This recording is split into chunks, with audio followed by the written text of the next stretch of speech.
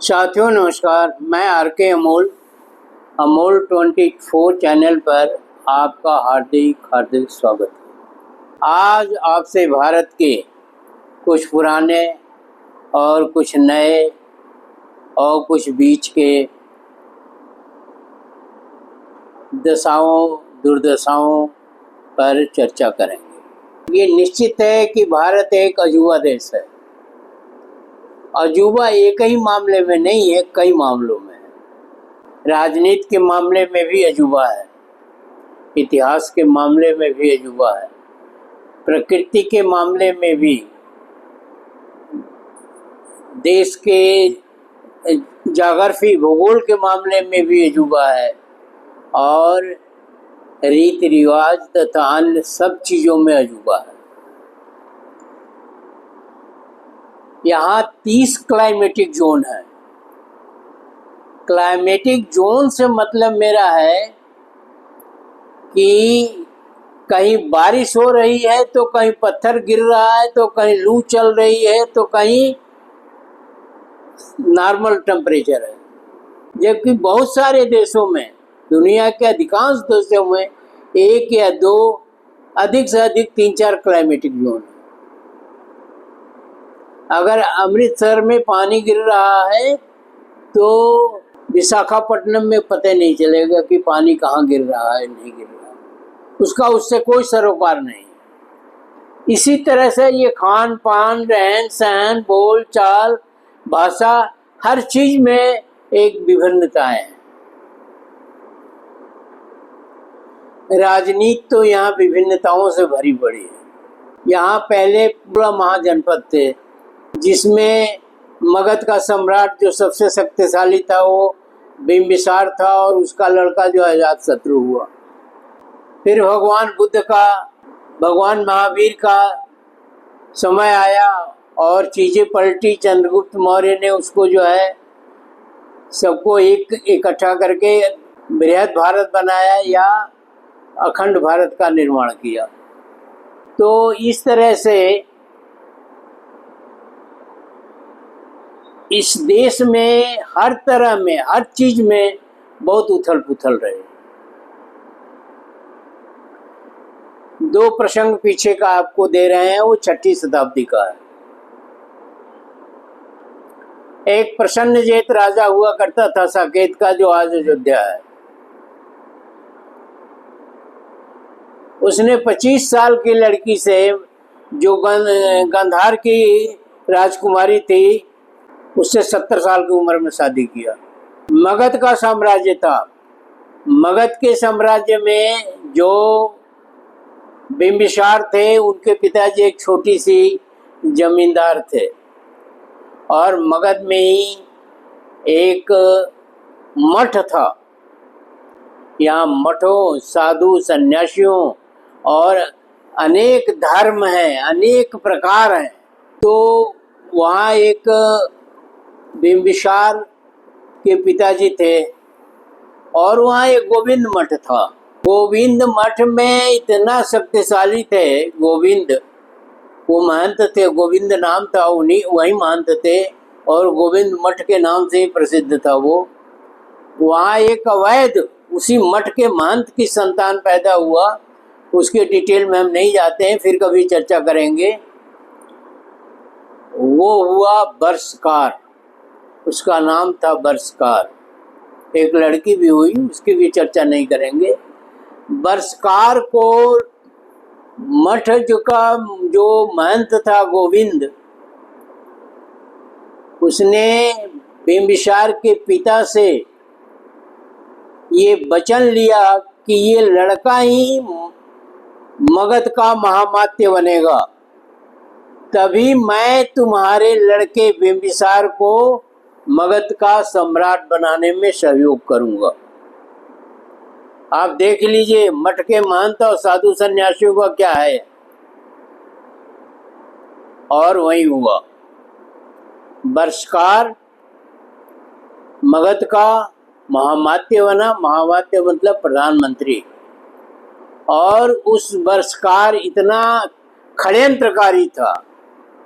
हमारा षड्यंत्र से मतलब है इतना षड्यंत्रकारी था कि उसने लिच्छवियों के साम्राज्य को समाप्त कर दिया षड्यंत्र के द्वारा। और तो भारत का कंसेप्ट ही नहीं था, वही 16 महाजनपद ही भारत थे, तो षड्यंत्र करके खत्म कर दिया। ठीक उसी तरह का एक षड्यंत्र हुआ मौर्यों के शासन के अंत में, और वो षड्यंत्रकारी था पुष्यशुंग मित्र। पुष्यशुंग मित्र ने इतने बड़े पैमाने पर कत्लेआम कराया कि ये सरजू नदी, जो आज वर्तमान में इसका कुछ और नाम था, वो हम बोल रहे हैं, इस सरजू का नदी का नाम ही सरजू पड़ गया, सर से युक्त, क्योंकि जितने सर काटे गए या लाशें आई वो सरजू नदी में फेंका गया।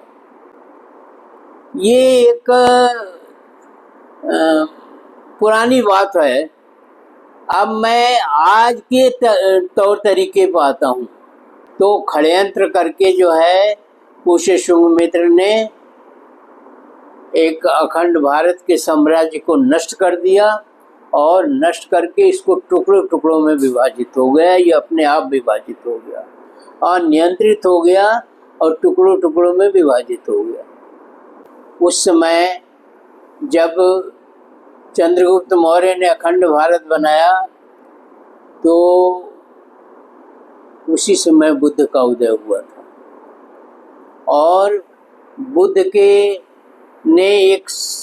ने क्या किया, इस मेरे मानना है कि 3 जो है हस्तियां इस देश में पैदा हुई, बुद्ध, अशोक और डॉक्टर भीमराव अंबेडकर। इन तीनों ने क्या किया, जहां हाहाकार मचा हुआ था, सारे महाजनपद के राजा जो आपस में लड़ा करते थे, और व्यभिचार, भ्रष्टाचार, अत्याचार, सब चीजें जो है, समाचार, सब चीजें जो है अस्त व्यस्त थी।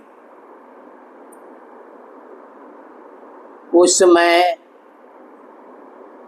ये जातियों का उदय भी उसी समय हुआ।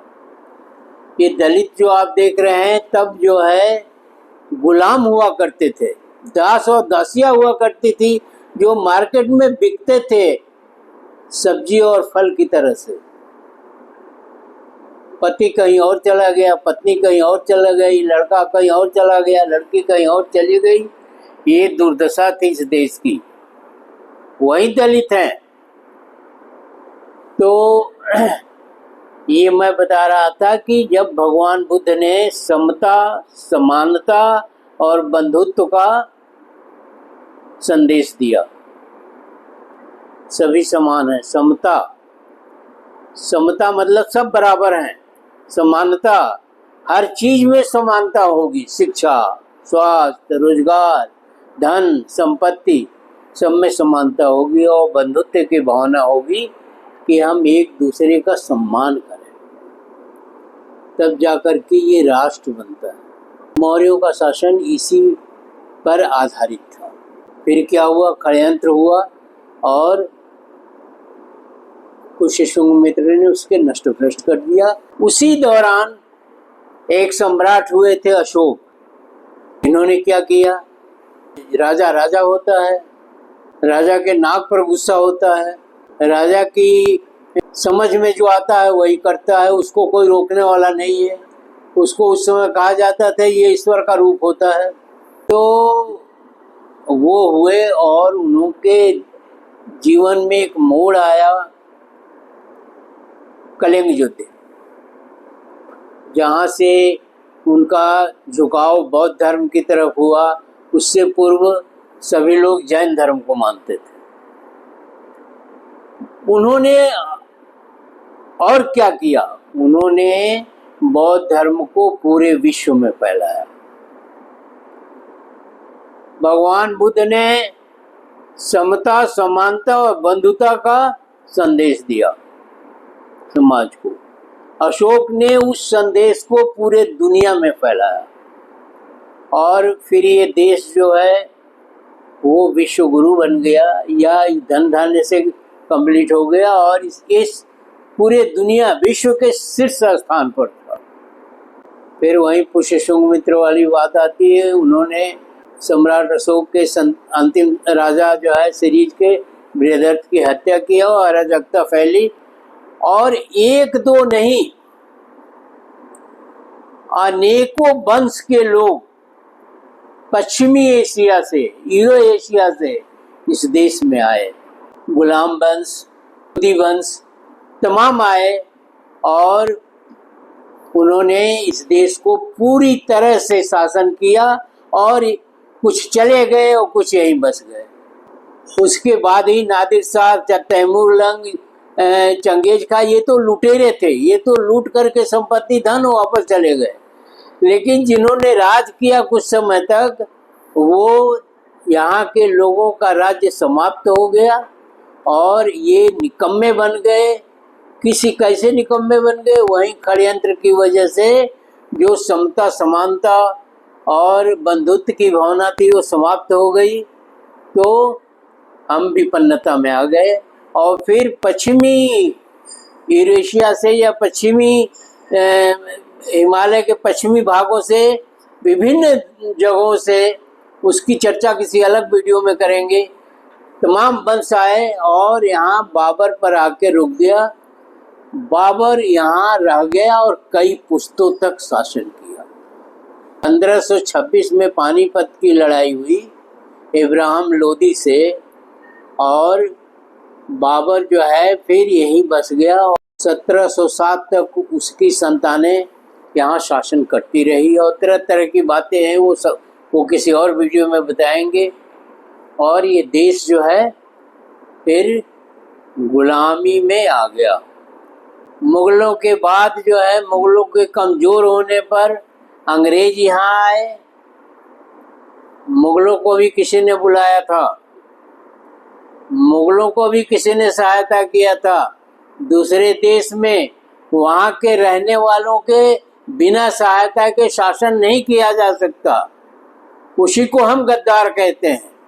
जबकि आजकल जो है जिसकी लाठी उसकी भैंस चल रही है, गद्दार शब्द पर लोगों को काफ़ी उत्तेजना आ रही है, लेकिन गद्दार शब्द ऐसे ही को कहते हैं और ये गद्दारी जो है हमारे खून में समा गई है। आज भी गद्दारी हो रही है, पर चूंकि जिसकी लाठी उसकी भैंस, इसकी वजह से हम दबे कुचले लोग या कमज़ोर लोग या अज्ञानी लोग चुपचाप पड़े हुए। फिर अम्बेडकर का टाइम आया और अम्बेडकर ने जो विदेश से पढ़ के आए थे, उनकी समझ में सब कुछ पढ़ने लिखने के बाद उनकी समझ में उनके साथ जिस तरह का भेदभाव हुआ, एक विद्वान आदमी का दलित के नाम पर जो है तिरस्कार किया गया। एक विद्वान आदमी का दलित होने की वजह से उसे तरह तरह से अपमानित किया गया और इतना अपमानित किया गया कि अगर छोटा मोटा आदमी होता तो वो टूट जाता और शरण में चला जाता। अम्बेडकर थे। कभी अम्बेडकर के बारे में भी बताएंगे। अम्बेडकर जो है वो टूटना नहीं सीखे थे, वो जुड़ना सीखे थे। तो अम्बेडकर ने क्या किया, बौद्ध धर्म से मेरा मतलब समता समानता और बंधुत्व फिर से उन्होंने जागृत किया। और कुछ ही लोगों ने, बहुत कम लोगों ने उनका सहयोग किया, उनकी बिरादरी के लोगों ने भी सहयोग नहीं किया, दलित और पिछड़ों ने नहीं सहयोग किया, क्योंकि उनकी समझ में नहीं आ रहा था। लेकिन अंग्रेजों को समझ में आ रहा था कि अम्बेडकर क्या चीज़ है। अंग्रेजों की समझ में ये आ रहा था कि अम्बेडकर सही हैं और भारतीयों के समझ में नहीं आ रहा था कि ये अम्बेडकर सही नहीं है। वो जातीयता, वही छोटापन, नीचता, ढोंग पाखंड आडंबर और एक विकृत दिमाग भी एटम बम से कम नहीं होता है। विकृत दिमाग भी एटम बम से कम नहीं होता है। और ज्ञानवान दिमाग भी एटम बम से कम नहीं होता है। अज्ञानता सारे दुखों की जड़ है और ज्ञान सारे सुखों की जड़ है। तो यहाँ अंबेडकर को किसी ने समझा ही नहीं। अंबेडकर संघर्ष करते रहे। इवन गांधी ने भी अंबेडकर का सहयोग नहीं किया। गांधी भी उस चीज को नहीं समझ पाए जो अंबेडकर कह रहे थे। अंबेडकर कह रहे थे समता, समानता और बंधुत्व की भावना। वो तो नहीं हुआ, लेकिन झटके में संविधान बन गया जो समता, समानता और बंधुत्व पर आधारित है। और वो संविधान इस देश का भाग्य बन गया।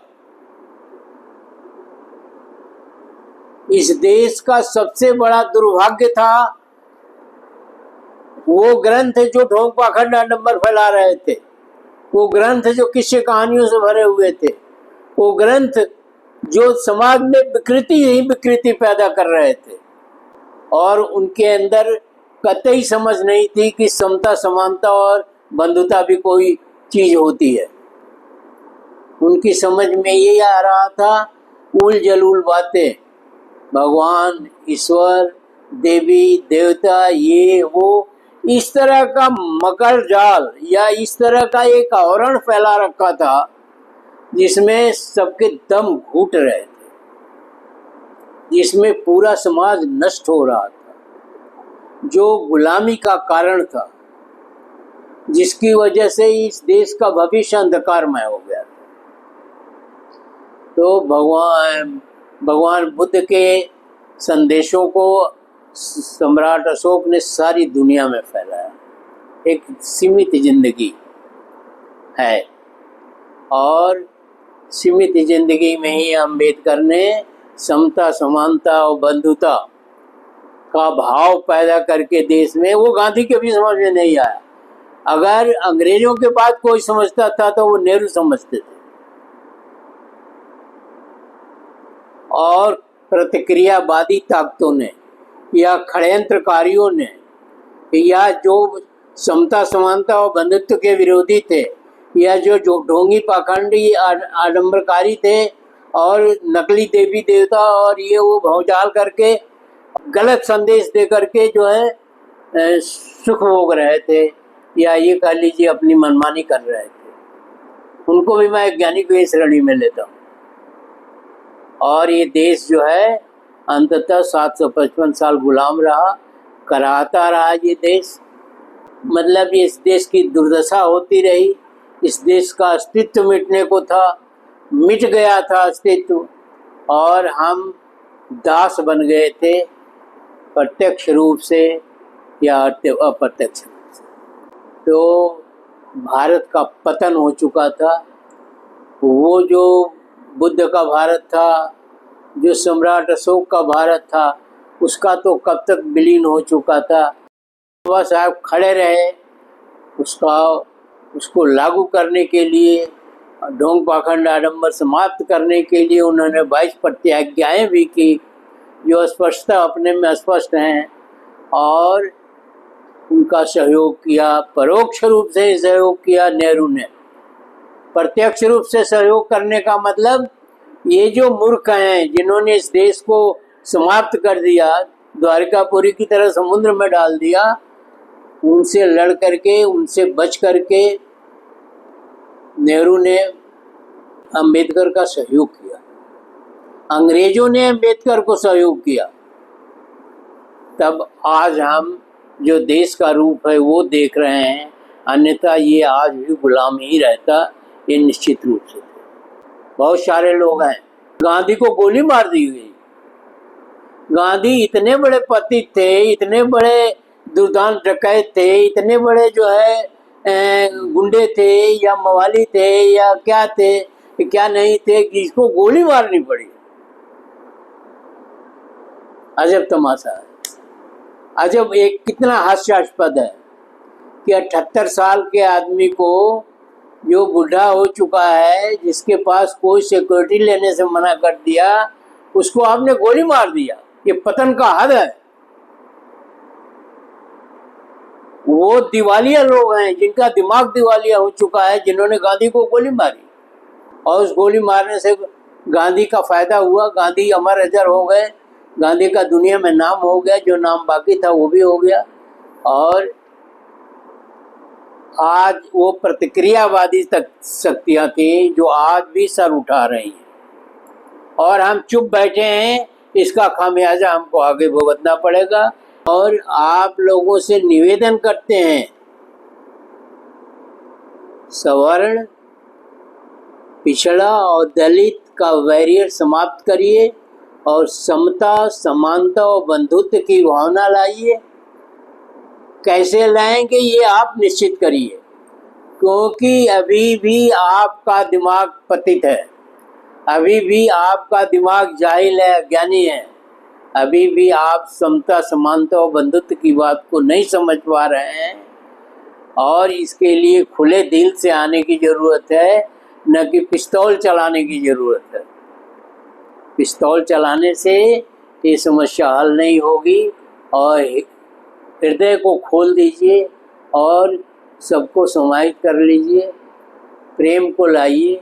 जो बुद्ध ने भी कहा है, अशोक ने भी कहा है, और अम्बेडकर ने भी कहा है, फूले ने भी कहा है, छत्रपति साहू जी ने कहा है, कबीर ने कहा है, गुरु नानक जी ने कहा है, रविदास ने कहा है, तमाम जो महापुरुषों ने कहा, ललित सिंह यादव ने कहा है, बिरसा मुंडा जी ने कहा है। पर आपने कान में इस तरह से कान को सीमेंट घोल के डाल दिया है कि आपको सुनाई नहीं देता। आपको आंख में इस तरह का आपका दृष्टिहीनता आ गई है कि दिखाई नहीं देता, और दिमाग जो इतना जकड़ गया है कि उसकी समझ में नहीं आता। दर्द बहुत है इस देश के लिए। इस देश में पैदा हुआ है आदमी, तो इसका कर्ज भी है हमारे ऊपर। पर हम कर्ज अदा करने के बाद साधु सन्यासियों के पीछे पीछे भागा करते हैं। ये साधु सन्यासी, इनको मिलिट्री में डालिए ना, इनको बॉर्डर में भेजिए, लड़े। इनको मिलिट्री में खाना भी मिलेगा मुफ्त का। लेकिन आप इनको पाल करके और पूरे देश में भ्रष्टाचार, अत्याचार, जाने क्या क्या जो है अनाचार फैला रहे हैं। और इन साधुओं की कोई आवश्यकता नहीं इस देश को, जो एक तरह से घृणित है। विशेषकर मैं सवर्ण वर्ग के उन लोगों से जिनको मैं समझदार कह रहा हूँ, दलितों से, पिछड़ों से ये निवेदन कर रहा हूँ कि वीडियो थोड़ा ध्यान से पढ़िएगा। वीडियो में क्या गलत है, क्या सही है, उससे भी हमको अवगत कराइएगा। मैं सहर्ष स्वीकार करूँगा आपकी बातों को। और हमारा मनोबल बढ़ाने के लिए वीडियो को लाइक, सब्सक्राइब और शेयर करना ना भूलें। चैनल को सब्सक्राइब कर लीजिए अगर नहीं किया है तो, और लाइक और शेयर जो है वो एज यूजुअल करते रहिए। मैं उसके लिए आपका आभारी रहूँगा। धन्यवाद। जय संविधान, जय नेहरू, जय अम्बेडकर और जय बुद्ध।